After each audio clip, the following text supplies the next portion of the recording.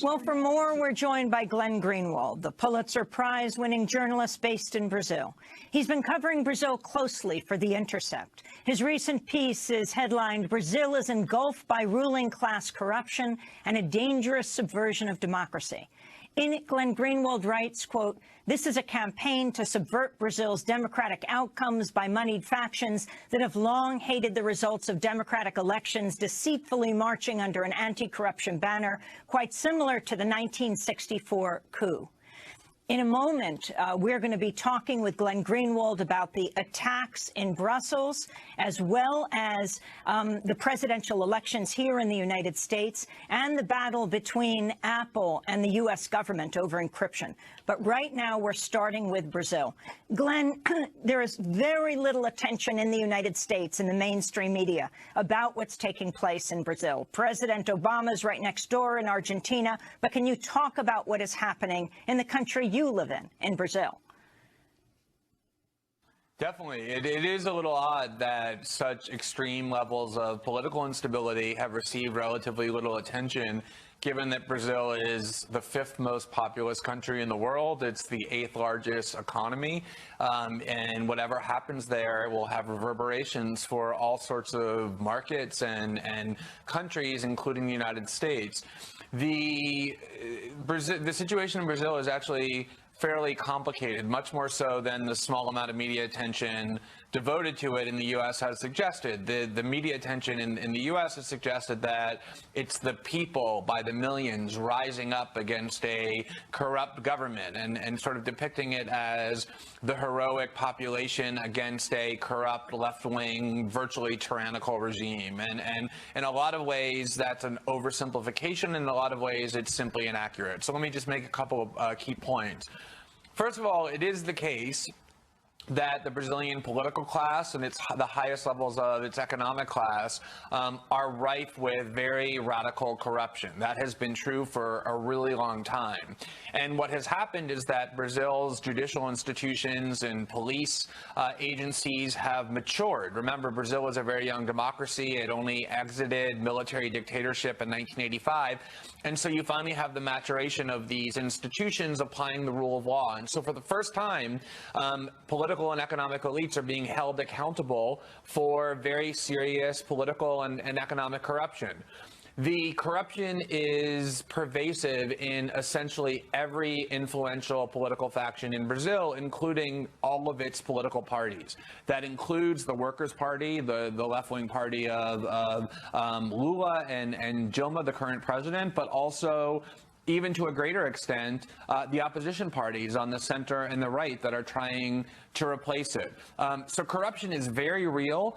There's been what has been until recently an impressive judicial investigation that has resulted in the arrest and prosecution of some of the country's richest and most powerful figures, something that you would never see in the United States, billionaires being hauled off to jail for bribery and money laundering and tax evasion and corruption and sentenced to many years in prison.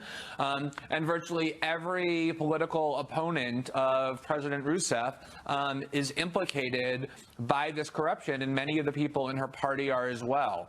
The irony of this widespread corruption is that President Rousseff herself is really the only significant politician, or one of the only significant politicians in Brazil, not to be implicated in any sort of corruption scheme for with the objective of personal enrichment. Everyone around her, virtually, including those trying to bring her government down and accuse her of corruption and impeach her, is implicated very seriously in schemes of corruption for personal enrichment. She's essentially one of the only people who isn't implicated that way. The problem is that at the same time as you have this massive corruption investigation, you also have an extremely severe economic recession as the result of lowering gas prices and contraction in China and a variety of other factors. And up until very recently, up until 2008, 2010, Brazil's economy was booming. The people of that country, including its poorest, thought that their prospects were finally improving, that the promise of Brazil, the long-heralded promise of Brazil to become this developed power in the world, was finally coming to fruition. Millions of people were being lifted out of poverty. And what this recession has done has been essentially to reverse all of that and to reimpose huge amounts of suffering borne primarily by Brazil's lower and working classes. And so there's an enormous amount of discontent and anger towards President Rousseff and towards her Workers' Party over the suffering that the people in Brazil are experiencing. And so what you have is this corruption scheme and corruption investigation and scandal at the same time as great economic suffering. And in Brazil, there are really rich and powerful factions who have long hated Lula and Dilma and the left-wing Workers' Party, who haven't been able to defeat them at the ballot box. The Workers' Party has won 4 straight national elections, going back to 2002, when Lula was first elected. And so what they are doing, and they're using their extremely powerful media institutions, beginning with Globo, which is by far and away the dominant, most powerful media institution in Brazil, run by, like all Brazil's significant media outlets, extremely concentrated, wealthy families, are using this corruption scandal or using the anger towards the government to try and rile up people and essentially remove the Workers' Party and President Dilma Rousseff from power, really because they can't beat her at the ballot box, but they're trying to latch on this corruption scandal to the discontent that people feel because of the economic suffering. And so there is a validity to the corruption scandal and to the investigation, even aimed at the Workers' Party. But at the same time, what you're now seeing is, unfortunately, the judiciary, which has been pretty scrupulous until now about being apolitical, working with the plutocrats of Brazil to try and achieve a result that really is a subversion of democracy, which is exploiting the scandal to remove President Rousseff from power through impeachment, even though there really are no grounds of impeachment that would be legal or valid as a means of removing her from office.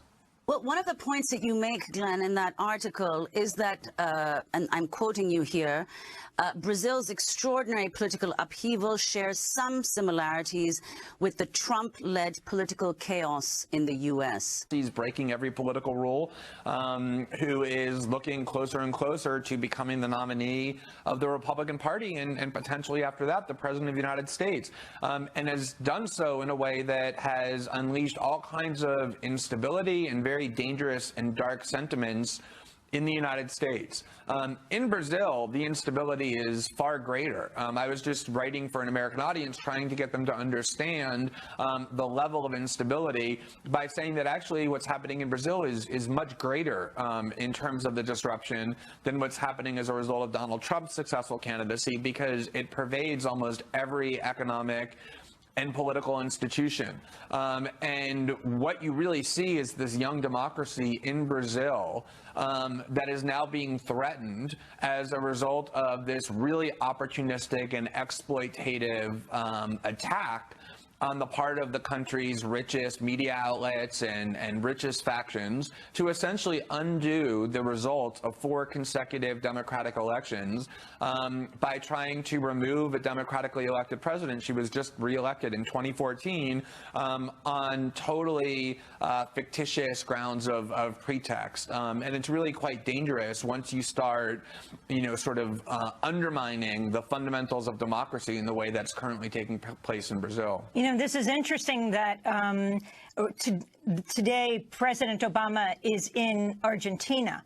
And it was Adolfo Pérez Esquivel who won the Nobel Prize, Peace Prize, who said he welcomed Obama, but thought that the American president should not be going to Argentina on March 24th because that day in 1976, 40 years ago, the military staged a coup. Human rights groups estimate something like 30,000 people were killed or disappeared in that coup that followed for the next 7 or so years.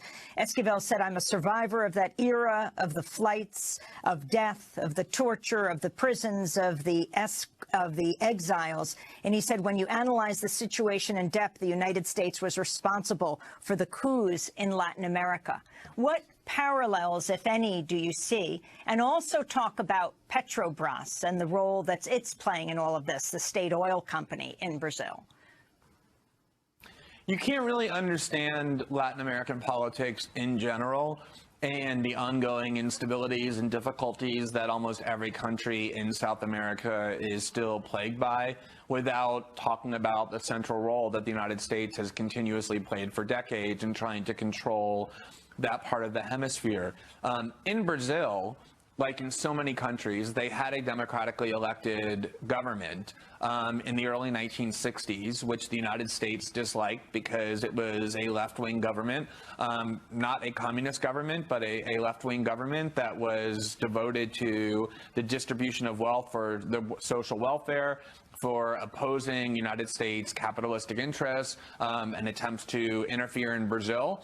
And the Brazilian military in 1964 staged a coup that overthrew that democratically elected government and proceeded to impose on Brazil a really brutal military dictatorship that served the interests of the United States, was allied to the United States for the next 21 years. Of course, at the time, the United States government, U.S. officials before Congress and in the public eye vehemently denied that they played any role in that coup, and has happened so many times in the past. Documents ultimately emerged years later that showed that not only was the U.S. supportive of that coup, but played a direct role in helping to plot it and plan it and stage it and then prop up that dictatorship for 21 years. That dictatorship used very extreme torture techniques on the nation's dissidents, on the Brazilian citizens who were working to undermine that right-wing military dictatorship, among whom was the current president, Dilma Rousseff, who in the 1970s was a guerrilla, essentially, working against the U.S.-supported military dictatorship. She was detained and imprisoned without trial and then tortured rather severely. And the documents have revealed that it was the U.S. and the U.K. That actually taught the military leaders the best types of torture techniques to use. And so what you have now is not really a repeat of the 1964 coup. It's not really responsible to say it's identical to what's taking place, because the impeachment against Dilma is proceeding under the Constitution, which actually does provide for impeachment. There's an independent judiciary that's involved in the proceedings. But at the same time, if you go back and look at what happened in 1964 with that coup, the leading media outlets in Brazil that also hated the left-wing government because it was against their oligarchical interests justified and supported that coup. They depicted it as necessary to uproot corruption in this left-wing government. You have the same media factions, Globo and the families who own it, and other media outlets that still persist today, agitating in favor of the coup and then ultimately supporting the military dictatorship. And so you have similarities in terms of the anti-democratic processes at work that prevailed in 1964 and throughout Latin America and so many other years where the United States was at the center of. As far as Petrobras is concerned, Petrobras is the Brazilian-owned oil company. And it has become crucial to Brazil's economic growth because as oil prices increased and as Brazil found huge amounts of oil reserves, it was anticipated that Petrobras would essentially be the engine of Brazil's future economic growth. And it started being drowned essentially in profits. And the scandal, the corruption scandal, has Petrobras at the center because it largely involves Petrobras paying bribes to various construction companies, that they would essentially hire private construction companies to build various platforms and other infrastructure for Petrobras for oil exploration, and they would essentially pay far more than what the contract really called for, and there would then be kickbacks to the head of the construction company, but also to Petrobras and to the politicians who controlled Petrobras. And that really is what this corruption scandal was triggered by, was the discovery of huge numbers, huge amounts. You're talking about millions and millions of dollars in kickbacks and bribes to the politicians in virtually every significant party in Brazil that controlled Petrobras. Virtually nobody is unaffected by it. And the more they've investigated, the more people have turned state's evidence, the more corruption has been discovered, to the point where even if you now do impeach Dilma, it's almost impossible to envision somebody who could take her place who isn't far more implicated in that corruption than she is.